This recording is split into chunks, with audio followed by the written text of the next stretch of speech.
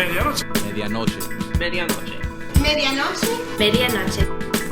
Medianoche. Medianoche. Podcast.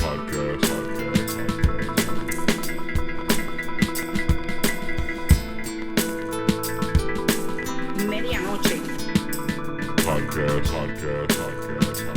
Medianoche. Medianoche. Medianoche. Medianoche. Medianoche. Medianoche. Medianoche. Medianoche. Podcast.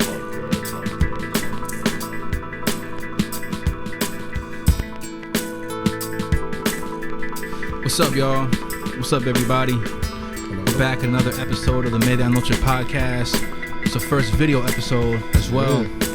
I'm not sure what number episode it is, but it don't matter. I think you're like on 2035 or something. I don't know. You have a bunch of them, B. I know I'm like at maybe episode 36 or something. Yeah. I just don't want to say the wrong number. But H, what's up, man? What's good, brother?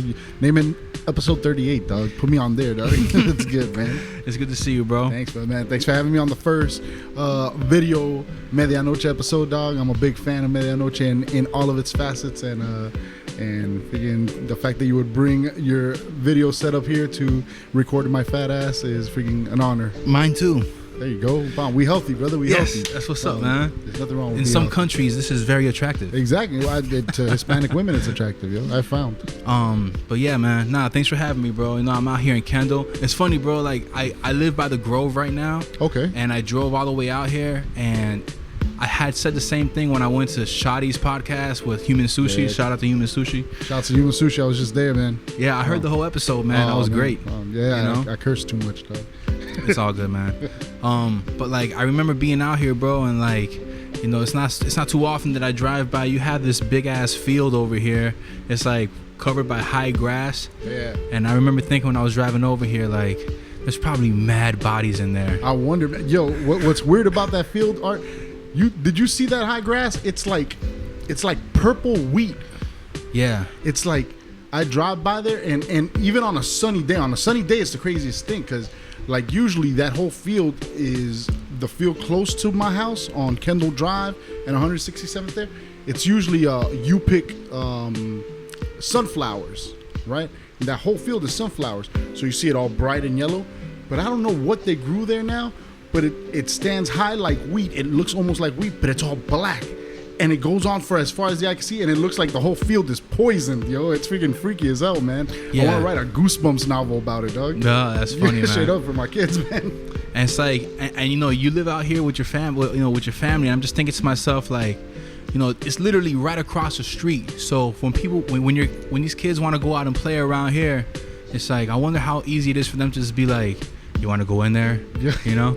My kids wouldn't go in there. I'll tell you one thing.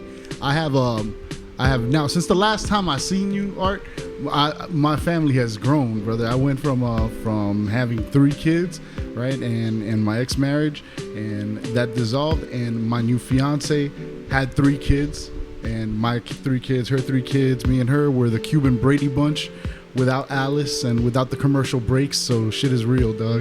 Right? Freaking the Brady Bunch never had to deal with freaking baby mama drama and freaking crazy crazy ex-husbands and shit. So and how's that been for you, man? It's been awesome, man. I mean, honestly, I went through the first year after the separation. A lot of that time was being afraid that I was gonna lose my relationship with my kids, and how was that gonna work? And really, through correcting myself, through faith, through discipline. At that time, I lost 80 pounds, man. I was my lightest and stuff. And before that, I was real unhealthy. I was going through some health issues. And thank God, with faith, with discipline, with working out, and with spending time and dedicating time to my kids and to building myself up, I found a great woman, man. And now we're in a position where we have a house big enough for 6 kids. We have them every other weekend and every Wednesday, and it's crazy. When we walk into a mall, that shit looks like an army, dog. So everybody gets along? Luckily, man, they're all almost the same age, and they've all gotten along. They don't hate each other and stuff, and we whatever, man. We make it a circus, dog. It's fun. When I was a kid, man, like my family's big. My family's really big on my mom's side, but I only have one sister. Okay. But then my mom, she made it a point where every weekend, every other weekend, her and her brothers and sisters and her cousins, they would all hang out, and everyone has kids, so I was like forced to be around my family a lot. Word. And it created this like really good foundation of like family values. Yeah. You know what I'm saying? And it's ironic that even though we went through that when I was a kid, now growing up, a lot of my cousins and even my sister, everyone moved away. Word. You know, everyone spread out outside of South Florida, Missouri, Virginia, Maryland, and no one sees each other anymore, but everyone sees each other on Facebook Yeah, that's all what I the was time. gonna say. Are you still connected? You're still connected through social media, though. And I feel like Facebook is like a very artificial, manufactured version of trying to stay close. You know? Sort of. It could be seen that way, but it also gives you the ability to stay close. Like right now, my aunt just introduced me to a cousin I have.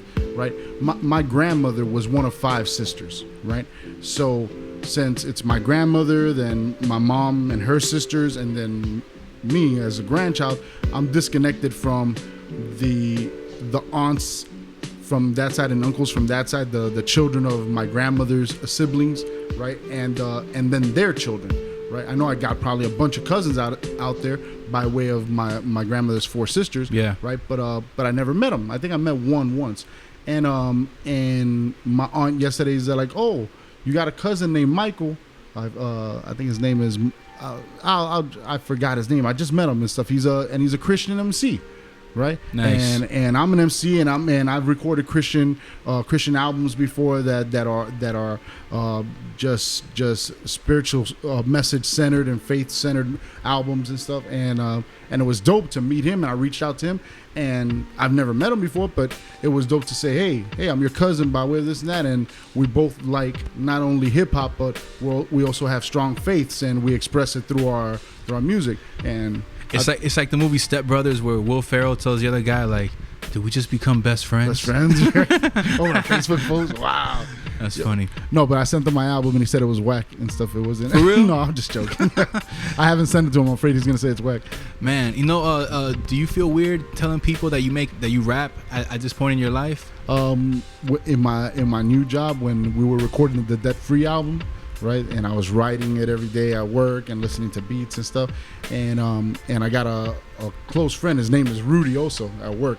Real dope cat, man. His name's Rudy Zayas, and when I went into the job, they told me, oh, you're gonna be the second Rudy here, so I hope you don't mind, but we're gonna call you R2, right? So I'm R2 at the office and stuff, and he's into, like, he's my age. He grew up on like deep South hip hop and rap and stuff, and he knows his 90s R&B and his 90s rap and good hip hop and stuff, and I showed him my stuff, right, because he's a Christian also, and he said, like, wow, you do this like serious. I'm like, yeah, man, I've been doing it for a long time, and when I told them, yo, check out my music on Spotify, and they go on Spotify and they check it out, they're like, oh wow, I could like buy your music and stuff. I'm like, yeah, man. It's so. Do I find it weird? It's weirder now because with my ex, we were like a hip hop family, and everybody knew us for that and stuff. But my current wife, when I met her, well, my fiance, when I met her, she worked as an administrator at an elementary school. So I wasn't going to the Christmas parties all freaking Sean John'd out and stuff. I was going out, man, well dressed and stuff, and now she's the educations director at the zoo. So it's like a whole different cycle. Like now the family mindset is more what we're into, and that's why I dropped that last album, the Debt Free album, from a faith point of view, and being able to drop some hip hop that doesn't have to have cursing, that's got a positive message, and most of all, so I could have something I could leave with my kids and be like, yo, when things are getting hard, listen to this, and it's got something for you. That's tight, man. I like Christian hip hop, man. I remember I went through a long phase when I first became Christian in high school, or I think it was in late middle school. And then my friend had put me on to like Cross Movement Records. Yeah, man. You know, Ambassador, freaking, and True Life, and freaking. Oh man, I love all these cats. What was the freaking tall skinny cat with the freaking big afro's name, man? Oh You know, I can't really remember their names either, but the main one is the Ambassador. Yeah, Ambassador is freaking fire. Christology in layman's terms is an incredible album. I was chopping it up with Cloud9 about that too. Like, but yo, you know what you should tell the person at your job is like, since now that he knows that you make music, instead of calling you R2, just say, just call me H2. Just call me H2 instead of R2. Yeah, but it's so weird freaking telling people at work, no, call me H, and they're like, why? And they're like, it's my rap name. Oh no, and the kicker, you have to spell it with an 8. That's funny, bro. What do you mean? Yeah, so you know, like for a while it was weird, man. Me telling people that I rap, bro, because like I'll be at my job and then it's this weird demeaning thing where people will be like, "Oh, you rap? Oh, let me hear something. Rap. Perform for me, monkey." And then for real, and I'll be like, "Oh, damn." Even my my first PO, this Haitian lady, she was like, "Oh, so you make music? Oh, go ahead, let me hear something." And I had just woken up. I was like 5 minutes. Like she called me and I got out of bed and I walked outside and I'm all like, "Oh, it's mad bright out here." and I walk in there looking like I don't even know how to describe the way I look. And she's like, "So you rap, huh?" I forgot how it got to that. And I was like, "Yeah, yes, ma'am. Yes, I rap." And she says, "Well, let me hear something." So I go, you're like, okay, can I before or after I pee? yeah. I'm like, let me, and I start trying to think of, and it's weird because I still go through this. Like when someone asks me, "Let me hear a verse," I don't know which one to pick because there's a lot of them. Damn, you know? Really rap for people? For her, I rapped 4 bars, and I was bad on purpose. And I was like, "No, you should have blown her mind away." I was like bad on purpose. I was like, "Yo," she would have been there like, "Oh, you could smoke all you want." It was something. I think it was something like, "I'm at the hotel. I just ate Taco Bell. Oh well, I don't go. So I hope I don't smell. Is that okay? Can I go back into my room now?" Whatever. You want this pee or not? Straight up, yeah. Yeah. But now, like, whenever someone asks me if I what do? I just look at them straight in the eye and I go, "Oh, I rap." And then like that confianza, like that confidence when I say it, it like almost forces them to take it a little bit more seriously. You know. I guess I always had a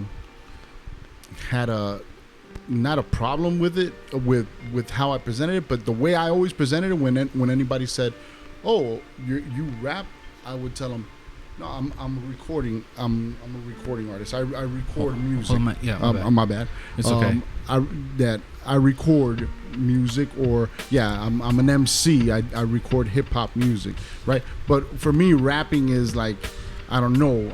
For me personally, it's carried such a stigma. Rap is a bad word for me, right? So whenever somebody's like, "You rap," I'm like, you're gonna expect me to sound like something that I would never sound like. And when you hear what I sound like, your brain is not ready for this mortal. No, I'm not really. But it's just, you know how it is, man. It's like listening to freaking A$AP Rock's freaking new album and geeking out over it and showing it to somebody, and they're like, "This is rap? What the hell do you listen to?" You're like, "You don't understand this?" Maybe like a few years ago, like it made more sense to I would imagine, maybe some years ago, especially before streaming and before, because I feel like Rhyme Sayers and Def Jux and all those guys, the MF Dooms and all that, some years ago, as popular as they were back then, they still weren't as popular as they are now. Yeah, now, so, I mean, they're not Def Jux, because unfortunately Def Jux has been I'm saying, dissolved, like the Run the Jewels. But Rhyme Sayers and Mellow Music for me are the Ruckus Records and Stone's Throw of our time. So to say that you rap, and that's kind of like on the category that you would kind of be more closer to, it makes more sense to just say that now than it did back then, because back then it was so much more unfamiliar to people at that back time. Then, like a dork, I was like, "No, I'm an MC." I'm an MC with a cape on, bro. Like, I have a lot of good memories of all the shows that you threw, man. Yo, man, the shows, my freaking, I have great memories of you growing up in the scene, and I think that, and rightfully so, right? And I can't even say I think a lot of people forget about it, because a lot of people remember you for that, and you made such an impact on people. But you've always come. I think you are the master of the 48 laws of power, bro. Is it 48 or 58? I don't know. For real? Yo. That's me? Yes, I honestly, Charlie Fast told me one thing one time. He said like, "Oh, have you ever read the 48 Laws of Power?" I'm like, I dabbled in it and stuff. I'm like, it sounds like an ego trip to me. It's a freaking narcissist Bible and stuff, right? But he's like, one of the laws is you want to freaking disappear from the public eye to make them want you, and then when you come back, it's new. You don't want to be out in the public eye all the time because then you get tiring. Damn, but like that makes me feel like I'm a narcissist on an ego trip. No, not you. No. What I'm saying is that by not even talking about it, you've always applied. That's funny. I've always seen you and you've never talked about it, right? But I've always seen you apply a lot of these things naturally. Like you've come in. When I first met you, you were a hungry young MC doing shit the right way, man. I mean, that was us growing up out of that and being in that battle hungry scene and in that scene where we first started performing and stuff, and seeing you out at the jams killing people in the ciphers. I remember the first time I saw you, I think was at G Spots. I think in the battles that the LMS used to host. Club G's. At Club G's. In Miami Lakes. Yeah. And in the bathroom we had a freaking cipher and stuff. And what was the short guy's name? Promo was out there, and Disabled was out there, Minus was out there, freaking a bunch of the Hialeah freaking heads, and So What was out there. And we were in the bathroom, and yo, you were freaking standing your own. You were killing it, bro. And you were always in the battles. You were always in the ciphers. And I remember when we dropped the Illiterats album, right? I don't even know back then how we got in contact, because there was internet, but there wasn't like social media like we have now. There wasn't even MySpace back then. I think the earliest memory that I have of you was when you performed with Rudy Goblin at the Polish American Club, and y'all painted half your face. You were out there, yeah? Freaking, what was I have pictures of it in my van. Stop lying. You ain't got pictures of that. I do. I'm going to give you some of them. I have pictures of that would be fire. in the van, yeah. Oh, just scan them and like freaking send them. One of y'all had blue and the other one had green. I think you had blue. I had blue because of freaking H2O. Yeah, green because of Green Goblin. Green Goblin. And freaking 2 songs in, our faces are freaking melting and freaking spilling all over our shirts. Like, that's hard. To me, that's my earliest memory of you. And if I recall correctly, that's when I walked up to you and I was like, "Yo, what's up, man? I know about you, blah blah blah." And you know, we were building this shit. Well, when we dropped the Illiterats album, Infestations, it was me and Goblin were Mighty Mouths, and we hooked up with Recognize, and we crewed up as Illiterats. We dropped an album, and we were selling it to everybody, bomb. And I don't know how, I don't know if I called you, I had your number. I'm like, yo, the Illiterats album, you want a copy? And I bought it. Yeah, and R was there like, yo, come through. And I drove over to Hialeah and stuff. You live like in freaking Miami Lakes or Hialeah Lakes or something. Stuff. And I drove up to his apartment, bomb. He met me downstairs. He's like, oh, thanks, bro, this is fresh. And it was so dope freaking having a physical copy of my CD. And wow, man, this kid, freaking, he's not freaking part of my crew or somebody I work with. It's just a fan out here that freaking wants it, and always dope, man. And then when I left the scene, right, for a while that I stopped recording for a while, I remember one time I ran into 1,000 at a bank, right, on the corner of 137th and Kendall Drive. Nice. I ran into 1,000, and 1,000 was looking sharp, bomb. He was, when I first used to know 1,000 and stuff, he used to roll with a crew in Kendall and stuff with this boy that records him. Oh my god, man, I'm so bad with names. What's wrong with me, bro? I'm getting old, huh, Art? I don't know, man, but you've met a lot of people, bro. Yo, I have, but I'm super bad with names. You'll tell me somebody's name and I'll forget it on the spot. And one time I introduced Mad Ills, right? And I called them Mad Skills, introducing them to a freaking crowd of people. Everybody make some noise for Mad Skills. He's like, bro, Mad Skills is another rapper, dog. Mad Ills. I'm like, Mad Ills. Oh, my bad. Yeah. The way y'all cheered the first time, let's do it again. But for Matt Hills this time. Yo. So 1,000 freaking and his crew, there used to be some young chamaquitos a little bit younger or the same age as So What, and they used to battle them head to head. And his boy was the one that at the battle with Jay Pure and Dyson's brother, where Jay Pure freaking crushed his glasses and threw him over. Were you at that battle? No, but it's a legendary moment. That's yeah, legendary. It was at freaking the barbershop across from Miami-Dade. Yeah. somebody told Thousands boy, oh my God, man, why can't I freaking remember his name? He's a photographer. He does video. He's a freaking awesome freaking producer, and I can't remember his name, so I can't promote him to you. It's okay. That's all right. Somebody told him, "You so black and big, you look like a cave opening." It's horrible. Hey, Oh my God, no. bro, like those days, man. Like the like so the first show that I ever went to was a Breaker's Dozen hosted by Parable. Yeah. I was 16 years old and my mom dropped me off and I was there by myself, right? Where was that, in Broward? Somewhere like that. It was I don't remember the Like venue. a Rotary Club? I don't remember. It was just some venue. My mom dropped me off. I was like 16 and it was hosted by Parable. Before that, right, is when I was in high school in Barbara Goldman here in Miami Lakes, right? And that's where I met Minus, because Okay. we went to the same school together, Minus and Dope. Shakespeare and Bear and everybody. And That's who was all in the freaking ciphers. Yeah, that's when I first met Shakespeare too. yeah. Geez. And then I was heavy on Tupac, Ja Rule, DMX, like mainstream Wow. early 2000s hip hop, right? Okay. And Minus was the one that was like, okay, I see you getting into rap. Like, do you know about guys from here, from Miami? And I was like, nah. And that was the time that Parable had all these VHSs of all the battles, Damn. right? Which he needs to upload that He does to the ASAP, internet. brother. You know what I'm Come saying? on, Like, man. make a YouTube channel, put everything on there, bro. But I can't believe that shit's not out there already. right, you would think, right? But they would circulate because he would loan them out. You know, because people were much more trustworthy back then. Do you think they didn't make it back to him? Is that what Yeah, happened? of course they did. He had the I whole hope so. collection, right? Damn, man. So like, Minus had a VHS of some gin battles, Okay. and some recognized battles, and Parable, and some of like Who Can Roast the Most, the first Yeah, one, because I man. never made it out to that one. I think I attended part 2, and that's when I was put Which on. one was the first roast? That freaking Hot Wheels? I can't remember, bro. Like, mind you, the venues are blurry to me, Mm-hmm. you know? But I remember sitting in my living room with the VHS that Minus loaned me of these battles. Wow. And that was my first impression of Recognize, with his just dominating voice, and Serum killing everybody. The and, first time that Recognized ever battled down here. I don't know if it was a roast or it was Ground Zero used to throw a lot of the battles. The roast, who could roast the most, was the big jams that they used to throw. But they used to throw battles in between. And the first time Rec came out, I remember Jin was out there and Rec was a new face.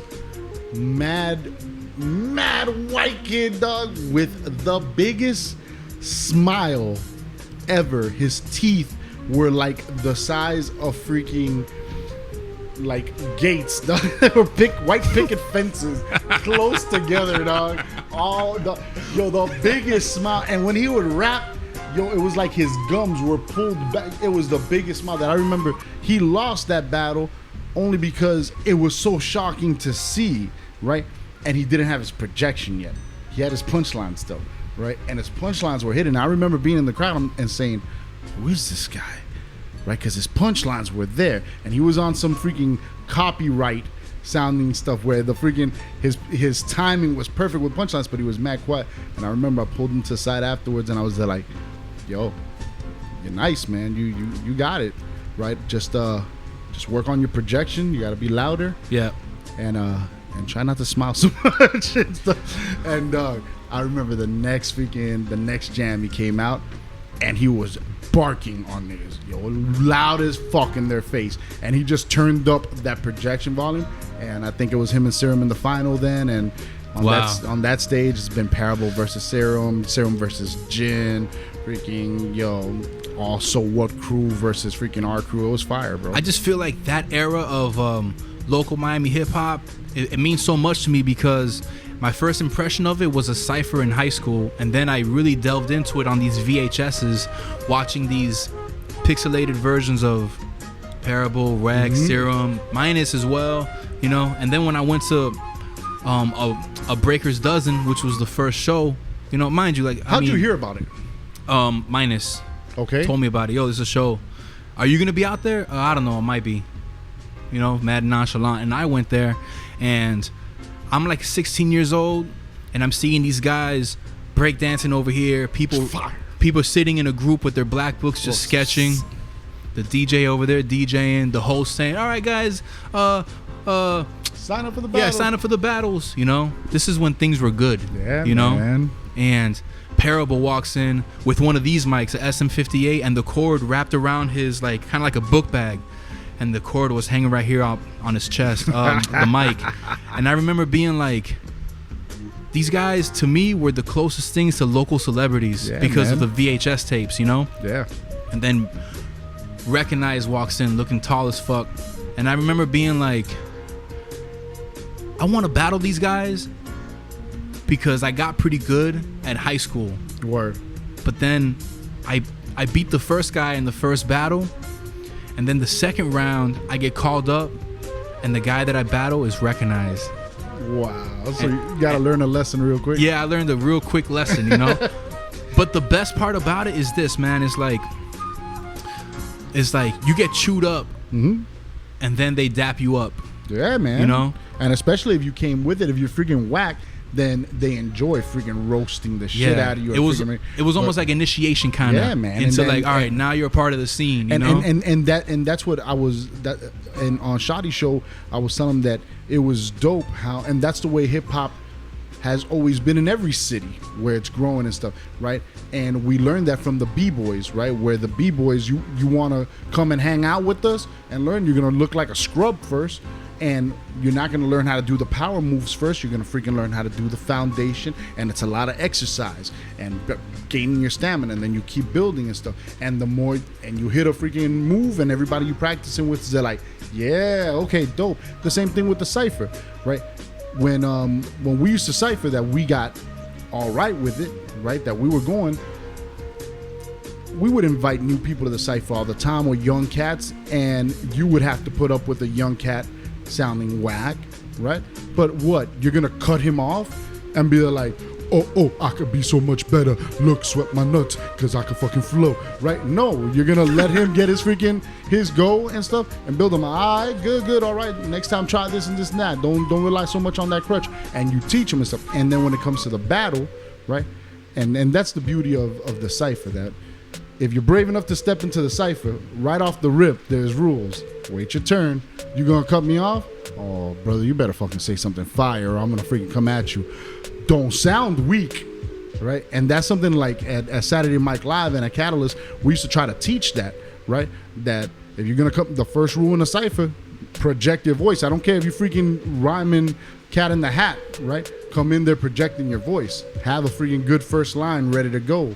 Flow into it. If you know you're failing, get the fuck out. Stop rambling and shit. And don't take 24 bars, dog, because we want to rhyme too. I always remembered you being like just the big homie that really encouraged the rites of passage for people that want to get into hip hop, man, in Miami.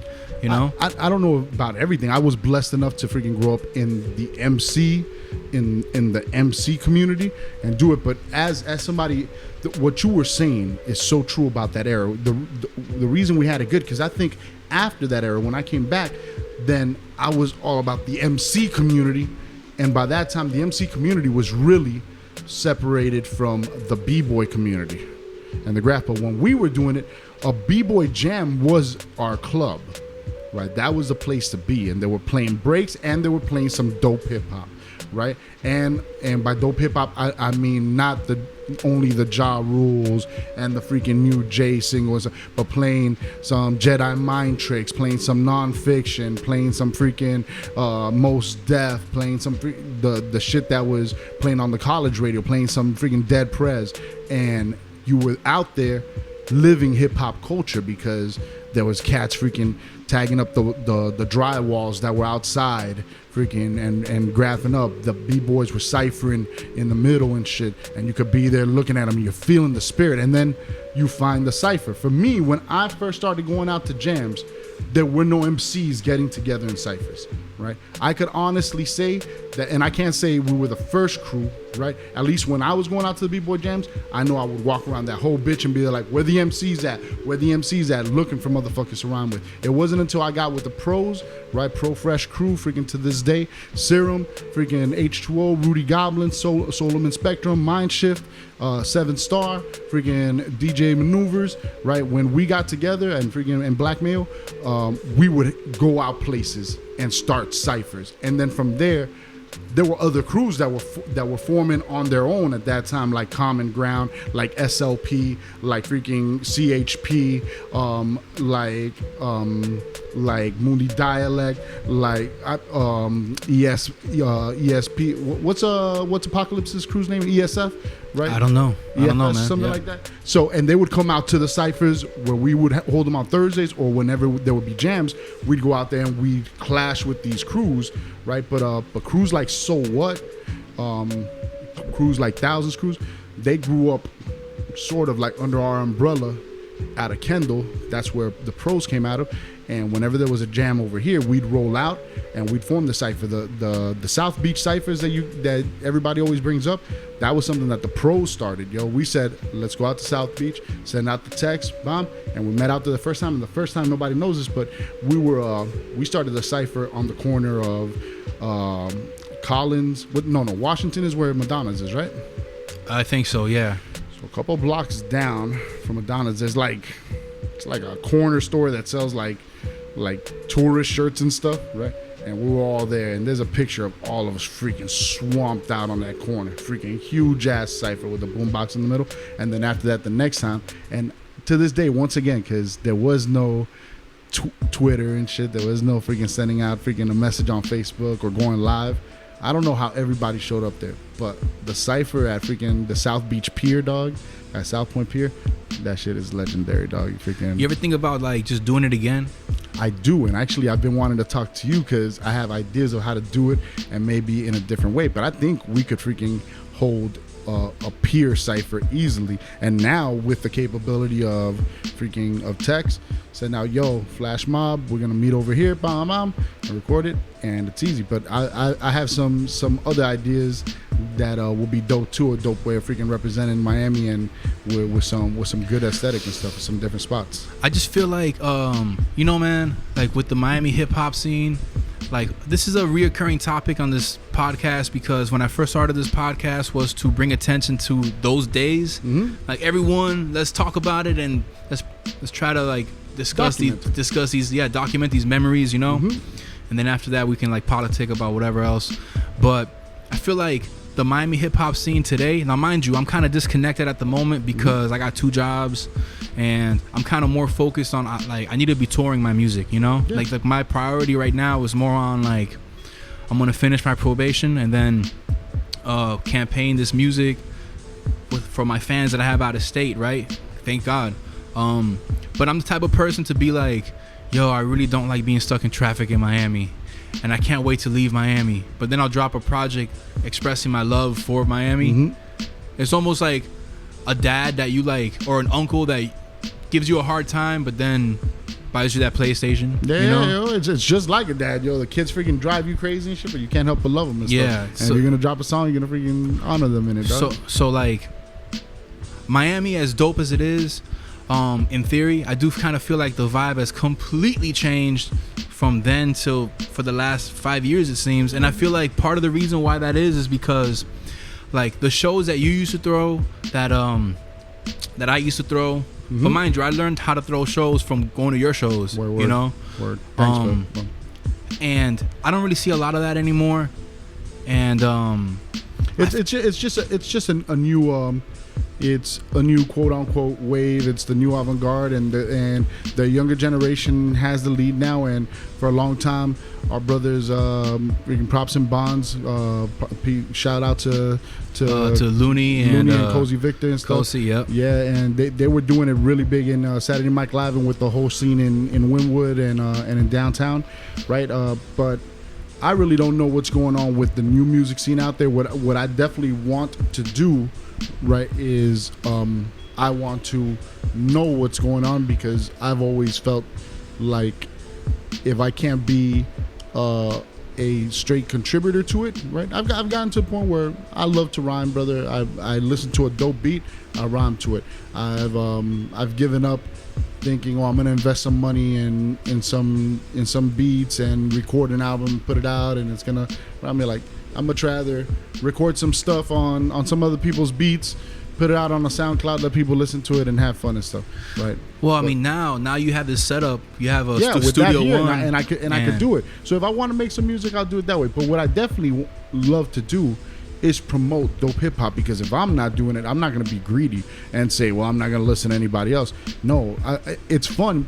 It's funny because when I made the transition from MC, hard MC, H2O with Mighty Mouths, H2O with Illiterats, and then try to go at it a solo, and then did the alphanumerics thing, right?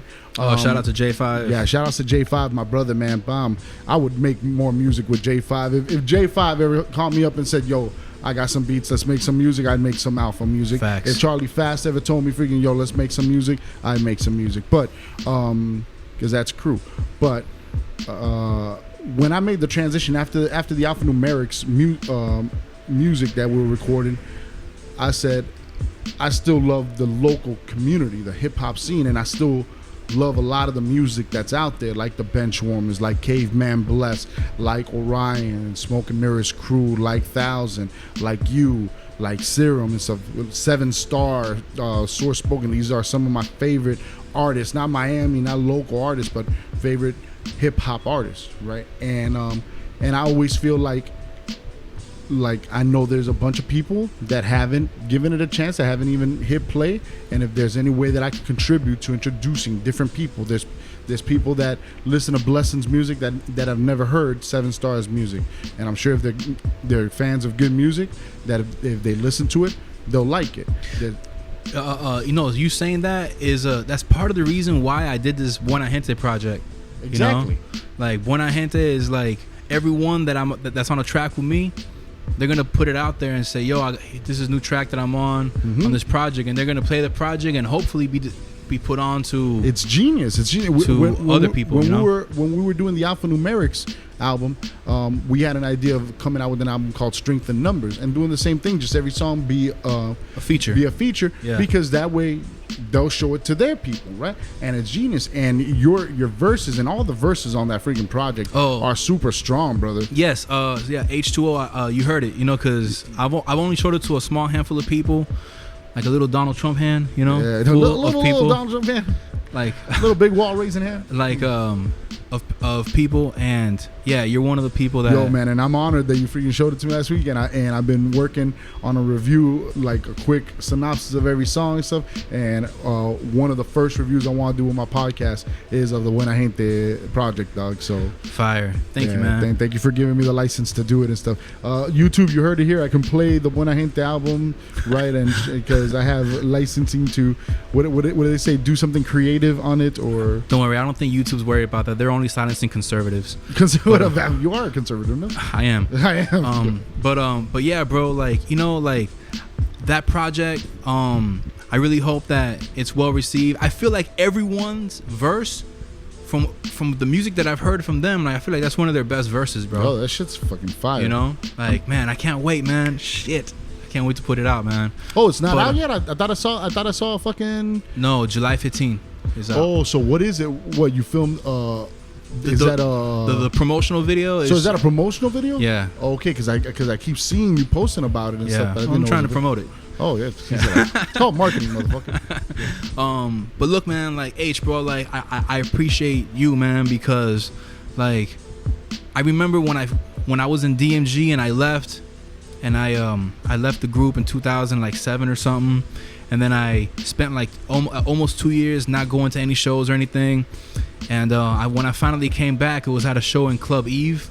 Word. And that's where I saw you at. Word. And you was like, yo, like just mad. We were happy to see each other, and from there, like you and I had some songs that we did with what was it? What was with our Nixon. group called, it was bro? Here and Nouns. Here and Nouns. Yeah, that was a fire name. Yeah, that was just a beautiful night of building in Nixon's room, dog. Yeah. Freaking props to Nivid, dog. Yeah, and, Nixon, man. Yo, and just I remember we were thinking about freaking what can we call the project? But you know what's so great about that is that we hadn't even put none of the music out, but you would hit me up and say, yo, you want to perform tonight? What do you mean? Oh, Artificial's performing at Jazzit, and You remember? I got them to let us open up for them. And we opened up for Artificial, and Yeah, and man. they would always bring a crowd of like 100 people. Yeah, man. And, you know, like after Logic, the way that he would describe how he would get the people out to these shows is he had everyone's number. He would text them, you know.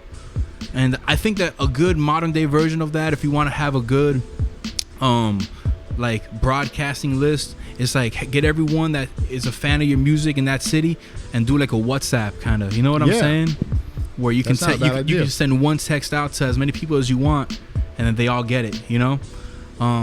But it's not like a big chat. It's everyone gets it individually. You feel me? I think that's a good idea.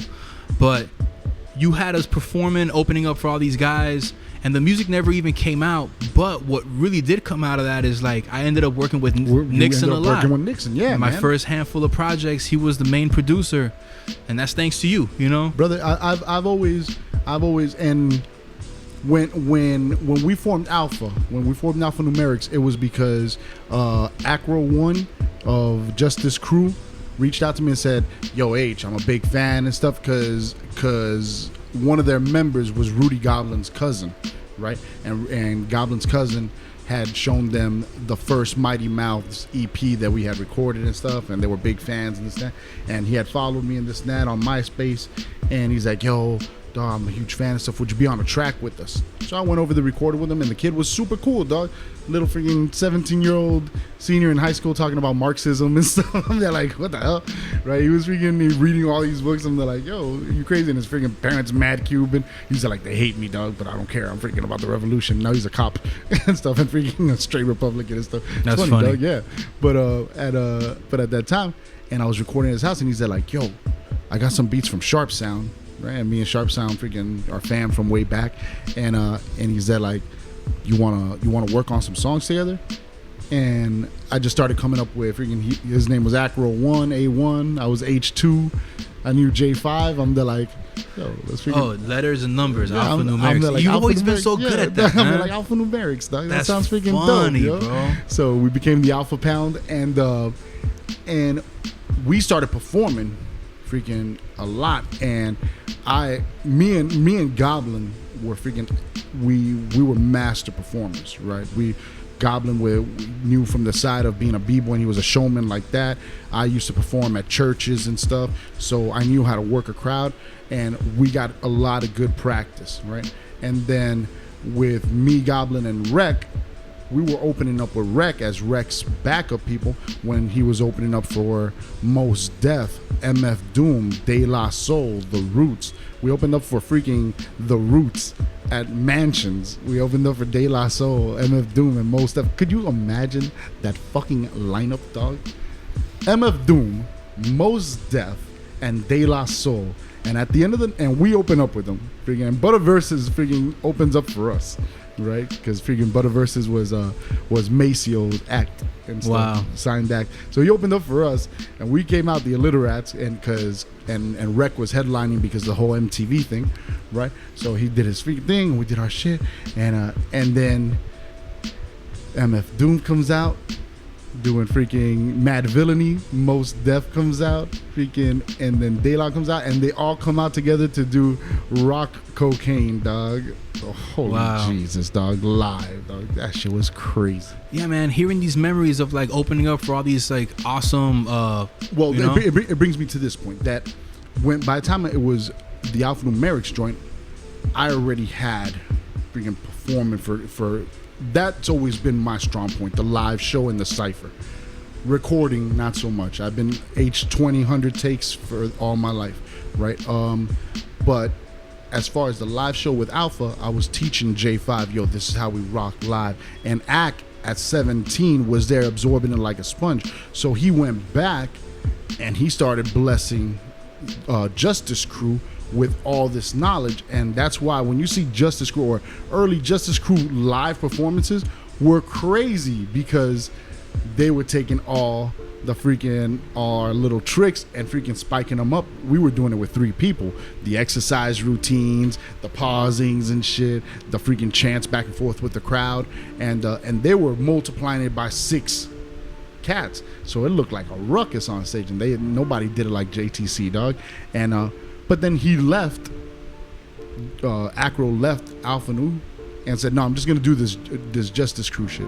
And then he said, "No, I'm just gonna do some Drake sounding shit," and he stopped recording afterwards. But he put out an album. He's like, "Yo, I'm gonna sound like Drake. I don't care what anybody says." And everybody's like, "Dog, why you selling out like that?" Because he was on some crazy underground stuff at the beginning, and then he's like, "No, I like Drake now, and I'm gonna sell out, and I'm gonna sing all my songs. I don't care, right?" And he did that, and everybody's like, "The only one hating on yourself is you, dog." He's like, I don't care. That's what I'm doing. So he called himself Mikey Dollars or something like that. He dropped an album, and then he freaking grew up and he started freaking having a family and stopped doing music and stuff. And props to Acro One, freaking. Do you feel like these artists that people abandon their sounds to kind of like conform to them as like an act of desperation so that they can try to find success in music? I think an immature artist will do that, right? But I think an artist that's been growing, like, it's a difference. Like, okay, let's say my favorite MC for the camera. My favorite MC is Common, once known as Common Sense. He's my favorite. He's my number one, right, in my top 5. My favorite group, De La. But Common had Can I Borrow $1? Real stylistic, experimental, freaking freshman album. Resurrection, classic sophomore project. Best album, production wise, story wise, fantastic album. One Day It All Makes Sense.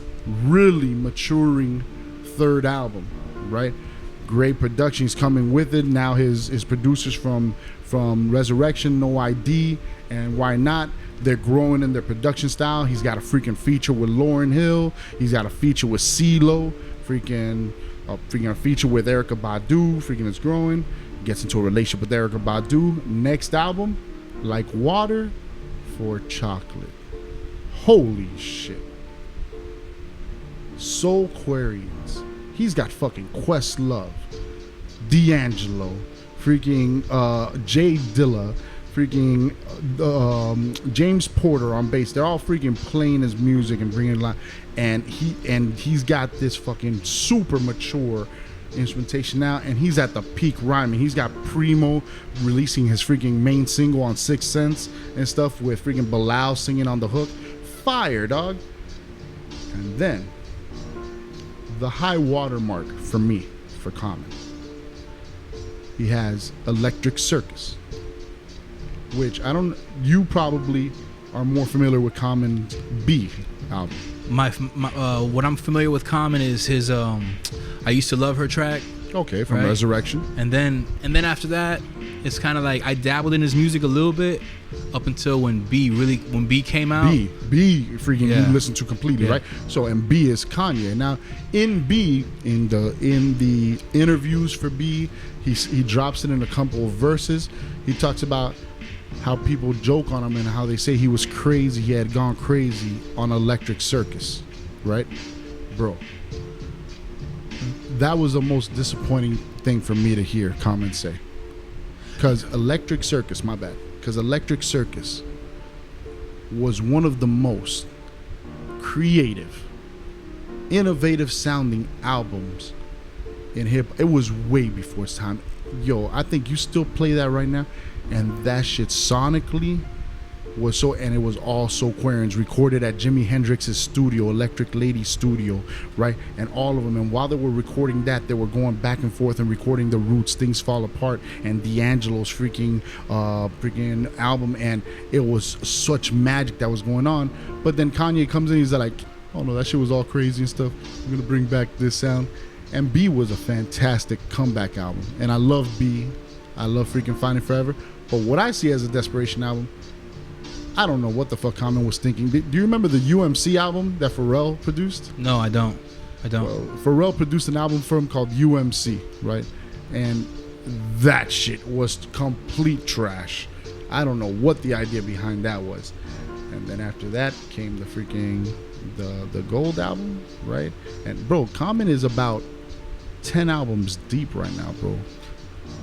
I feel like I don't like when famous artists, like when legends downplay their work, bro. I don't like that at all. Yeah, man. You know, like Eminem, like even says in his music that the last 2 albums didn't count. You see, Relapse, I was on Yeah. drugs. Encore, I was flushing them out. Whatever. It's like Jay-Z does not do that. Jay-Z, he'll stack his albums from favorite to least favorite, but even the ones in the bottom, when he speaks on them, he almost justifies why they're still very good. Mm-hmm. You know, I think that artists need to be more. And I think on the other side too, I've always been a big subscriber, and I know that like you subscribe to, but bro, if you don't freaking toot your own horn sometimes, nobody else is going to. And it's to an extent, because if you like, it's all about the approach. Because if all you do is talk about how good you are, it'll come off like arrogant. I've always been one for let somebody else say that you're dope. Yeah, and right? there was a while that I was mad arrogant with my music because I wasn't getting no love.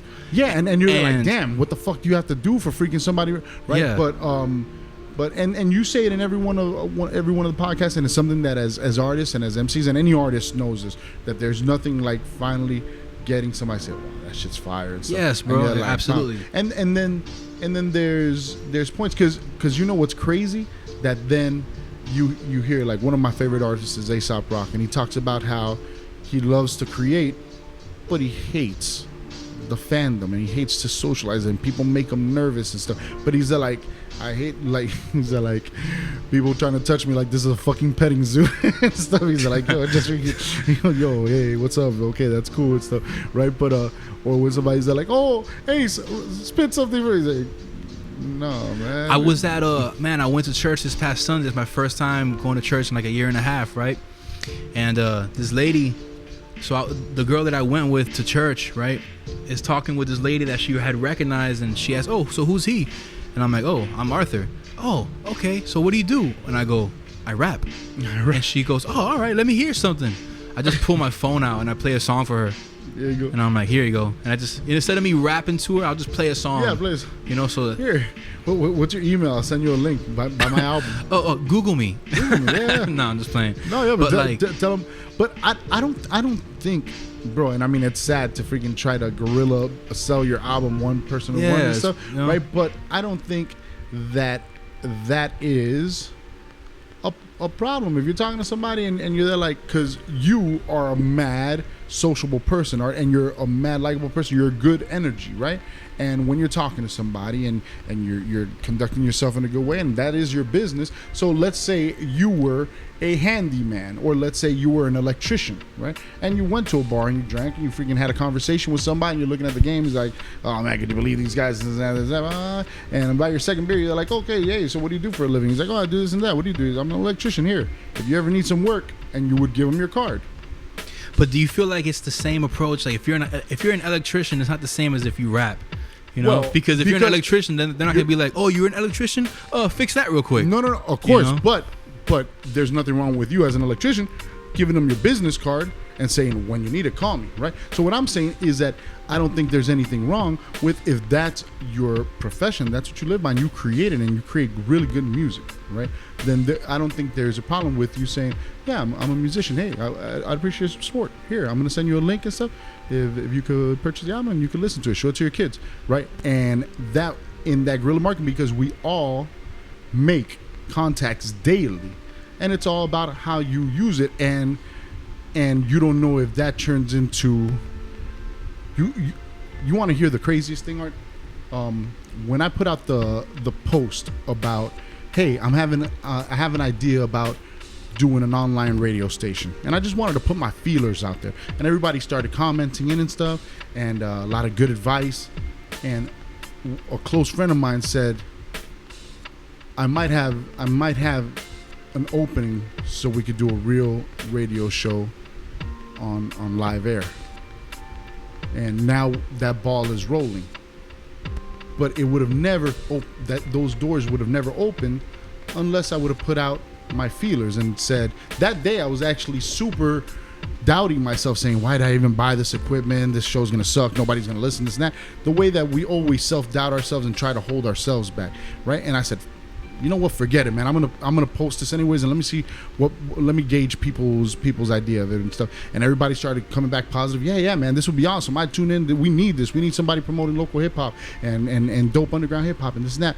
And my boy freaking Faust reached out to me with that news, and I'm here like, yo, that would have never opened up unless I wouldn't have done that. And that same way, you don't know if telling somebody, yo, here's my bomb, having a quick text freaking promo that you can send somebody, right? And you don't know if they know the events director for freaking Carnival Cruise Line that's looking for an entertainer for somebody or bomb, and it's a way that you could shop your services. Because the truth is that now you say I'm a rapper, right? I make music, right?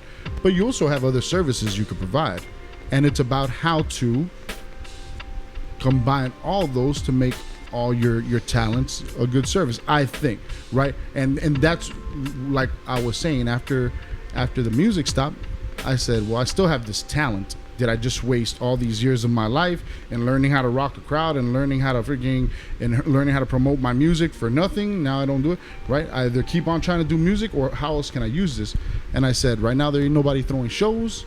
I know how to rock a crowd. I could tell people, yo, everybody coming up next is freaking Art Morera, right? And that's what we started doing. It was just how learning, okay, these are the skills I have. How do I reposition them to make money doing something I love in the hip hop community, hip hop culture? And that's why I don't think it's just about how to present it, but I think meeting somebody and they say, oh yeah, rap something for me. I think, oh, well, if you would like to ask me to rap something for you, entertain you, then please don't be offended when I ask you to check out my music and support me by purchasing the album, right? And that's something I don't think that's a bad presentation to I wonder anybody. if she did buy my album. She was an old white lady with white hair. But you know what? I sold a bunch of my albums at my church, right? And everybody bought it because they knew me and because they had a grandchild or a nephew or something, I'm sure. And now my album's out there, right? And whatever, I'm always like, oh my God, somebody's gonna hear me rapping about Jesus, and it's not like super whack stuff. I'm not like, Jesus loves me, this I know, for the Bible tells me. It's not like that and stuff. It's some dope hip hop and stuff. But I'm always like, but you never know what message touches. And I believe, man, I remember you were talking to somebody about this, that you'd be driving when you'd be on your long road trips, you'd be having a thought, and a song will come out on the radio that's freaking along the lines, or somebody be talking on a podcast along the lines. I'm a huge believer in God transmitting to us in whichever way we are most in tune to listen to. Like me personally, I'm in tune with music. I'm that hemisphere of the brain that you get goosebumps when you hear some good music. That's me. And the universe is constantly talking to me through music, telling me things like, yo, you need to discipline yourself more, yo, freaking make better decisions, yo, freaking hold yourself accountable. Or when I'm doing something bad, I remember back when I'd be freaking messing around, right, and going to see something, I'd turn on the radio and it'd be a song about freaking, yo, you better be careful what you do to me, because it might turn around on you. I'm like, damn it, dog, change the radio. Right? Yo, I swear, dog. That's funny, man. I mean, no, I do remember saying that, and it's true. I do feel like God speaks to us, and through he like ad-libs the words that we need to be paying more attention to, you know? It's true, man. Can someone explain why when I think of rhymes, the guy on the TV says the word that's on my mind at the same time? You know? You ever get high late at night and come home and say to yourself, they only play shit like this when you're high, dog. Right? So, somebody out, whoever's controlling this, knows that I'm freaking baked right now. He's like, oh, let me. I walked in one day, freaking high as hell, and Conan was still on the Late Show, and it was Rob Schneider freaking as his guest and stuff. And Rob Schneider says, the clothes I'm wearing is 100% hemp, and Conan set him on fire. His clothes was and I'm here like, bro, they don't show this shit when I'm freaking sober, dog. Freaking Rob Schneider is burning alive right there, and they're laughing because it's a hemp suit. I'm like, out of here, dog. That's funny, man. It's funny how like the programs that are on TV are played at certain times because they know through market research that most people are doing certain things during those hours, and that's how they want to like make them identify with what they're watching, you know? Marketing, man. Fucking marketing, We're all bro. I remember programmed. back when it was just about writing the verse. Straight up, yeah. You know. But look, man. H, bro. Because I kind of gotta get out of here, bro. No, it's I cool, gotta brother. I thank you for coming all the way over here and listening Mind to you, me ramble, dog. I wish that we can do this longer, but you know, maybe you can come on again and we can just talk more. Next time, what I would love for you to do is freaking come over, and when I got mine up and stuff, do a freaking show with me and stuff, so we could review some songs or something. Right? I love where your mind is freaking with the lyrics and stuff, and you always catch things I don't. So like in that Freddie Gibbs and Madlib song that we were just listening to, they're like, oh, that line about niggas be fucking bitches, don't think about insurance or doctor visits. Yeah. And I hear that joke, I'm there like, what the hell is he talking about? But then you're there like, I love that line, and I'm here like, I be geeking out about lines that no one else. bro, just because likes, you you know? said I love that line, I thought about it a second time. I'm there like, then what could he mean? Because if Art says I love that line, there must be some meaning in it. And I'm here like, oh, why? Because if you fucking a lot of bitches, you should be seeing a doctor. You should be having insurance and going to doctor visits. I think that what he meant by that line is you be spending money in all the wrong places, you know? Word. Like, you be spending money on this girl, but you haven't gone to the dentist in a while, because don't you think that's more important than courting this young lady, you know? Courting this young lady. Huh? Courting this young lady. Courting this young lady. Freddie Gibbs, the white version.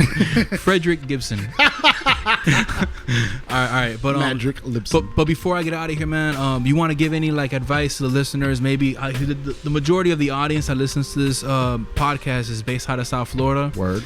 You got any advice for the people out here, man? Nah, man, it's just advice. Hit me up on Facebook, on Twitter, on Instagram. On Instagram and Twitter, it's 8ch2VCC. That's HVCC.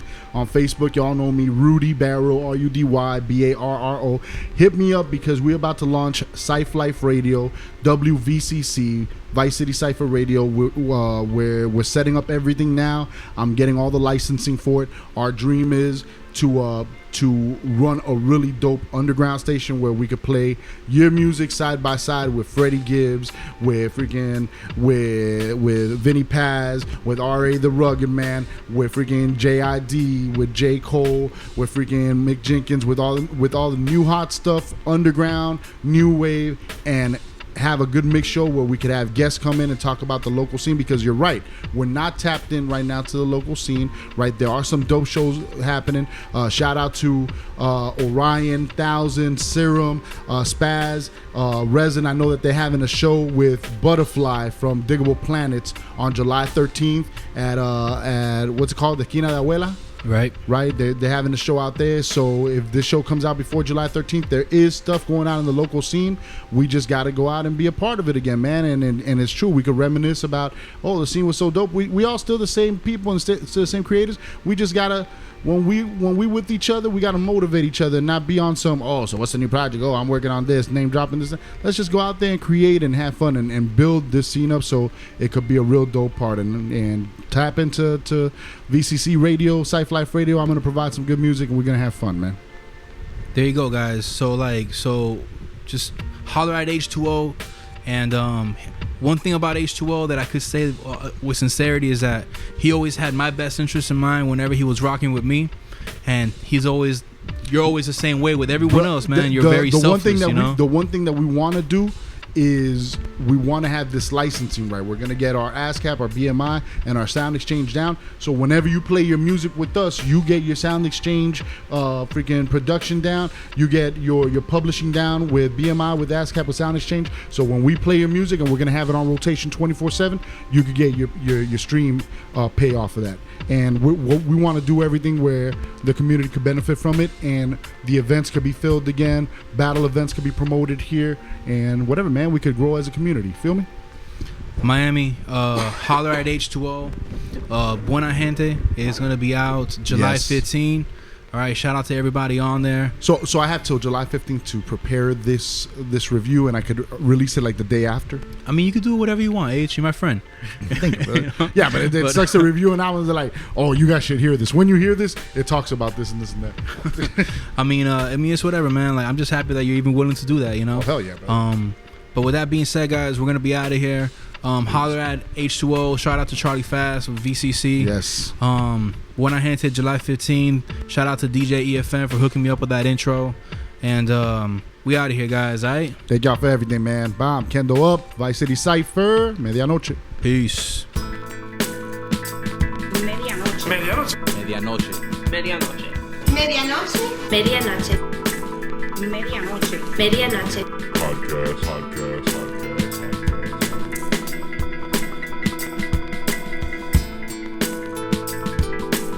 Medianoche. Podcast. Medianoche. Medianoche. Medianoche. Medianoche. Medianoche. Medianoche. Medianoche. Podcast.